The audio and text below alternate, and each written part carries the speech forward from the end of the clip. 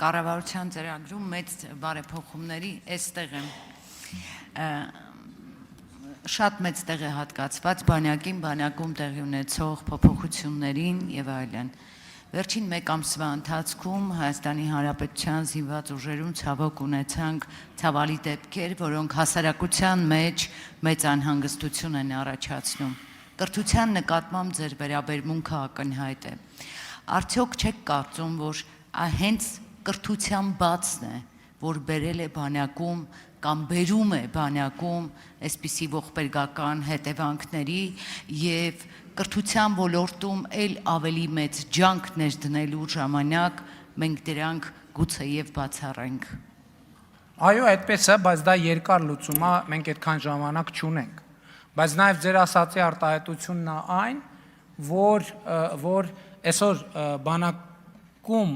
սպանությունների, ինքնասպանությունների հետ կապված աշխատանքային խումբ է ձևավորված եւ այնտեղ 3 նախարար է ներգրաված. Պաշտպանության նախարարը, կրթության, գիտության, մշակույթի եւ սպորտի նախարարը եւ առողջապահության նախարարը եւ առաջիկայում մենք քանի որ նաեւ արդեն ազգային ժողովի պաշտպանության հարցերի եւ անվտանգության հարցերի հանձնաժողովի նախագահ ընտրվել է, նաեւ համաձայնությամբ, եթե համաձայնություն լինի, իրեն էլ կընդգրկենք, բայց եթե դուք ինձ հարցնեք օրինակ այսօր կառավարության ամենամեծ խնդիրը որն է, ես դες կասեմ միանշանակ կառավարության ամենամեծ խնդիրը բանակում տեղի ունեցող դեպքերի շարունակականությունն է։ Եվ երբ որ մենք վերլուծում ենք, թե նախ մենք պետք է առերեսվենք, թե ինչի է դա կապված։ Բանակում դեպքերի մի մեծ հատվածը կապված է, այսպես ասած, պոստում քնելու խնդրի հետ։ Եվ հիմա այդ խնդրը ավելի է սրվել, գիտեք ինչի, որովհետև երբ որ խաղաղություն չէր, ոչ խաղաղության պայմաններում, ժամապահության մեջ գտնվող զինվորը ինքն էլ մտավախություն ուներ, որ կարա, եթե ինքը քնի, իր ֆիզիկական անվտանգությունը բան կլինի, կվտանգվի։ Հիմա գիտեմ, որ դա չի լինելու կամ շատ փոքր է հավանականությունը, բայց շրջապատի միջավայրի զորամասի վերաբերմունքը, հատկապես այն զորամասերի, ովքեր պատերազմի հետ ուղիղ առնչություն են ունեցել, մնացել է տեղում, եւ այստեղ մենք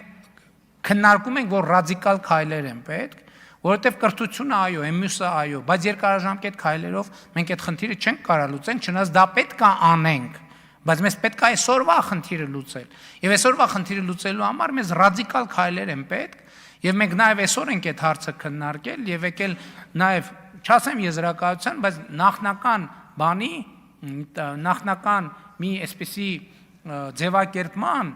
որ մեր ընդհանուր բանակի ծառայության տրամաբանությունը չի ադապտացվել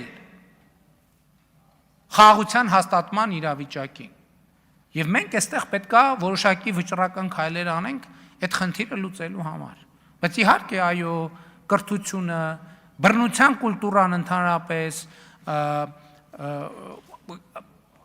քրեական ենթամշակույթի մտածողություն, այդ ամեն ինչը խնդիրներ են, որոնք իրանք մի օրում լուծելու հարց չեն, բայց մեզ պետք է հարցը լուծել հիմա։ Եթե ոչ մի օրում, առնվազն մի ամսում, 2 ամսում, 6 ամսում, որպեսզի մենք այդ խնդիրը լուծենք։ Եվ սա, որ ասում եմ, մեր այսօր ունեցած մեծագույն խնդիրներից մեկն է, որը պահանջում է անհետաձգելի արձագանք եւ անհետաձգելի լուծում։ Կրթությունով հարցը լուծել է երկարաժամկետ սցենարը, բայց մենք դա իրագործելու ենք երկարաժամկետի համար, բայց կարճաժամկետի համար մենք այդ ժամանակը չունենք։ Արձագանք։ Պարոն վարչապետ, ընդդիմությունը մեզ կառավարությանը մեղադրում է, որ գնդերեցների աշխատանքը դադարեցվեց զորամասներում եւ դա է պատճառը, որ վերջին ամսվա ընթացքում մենք ունենք այն ինչ ունենք։ Ես խնդրում եմ նաեւ դրան անդրադարձեք, ես գիտեմ, որ դա իրական այդպես չէ, բայց ես ուզում եմ, որպեսզի դրա մասին լսի նաեւ մեր ժողովուրդը։ Գնդերեցների աշխատանքը չի դադարեցվել, գնդերեցները շարունակում են եւ կշարունակեն աշխատել։ Գնդերեցների նշանակման կարգ կա եւ այդ կարգով պաշտպանության նախարարը առաջնորդվում է։ Կարգ, որը մեզնից առաջ է ընդունվել, դա էլ մենք չենք ընդունել։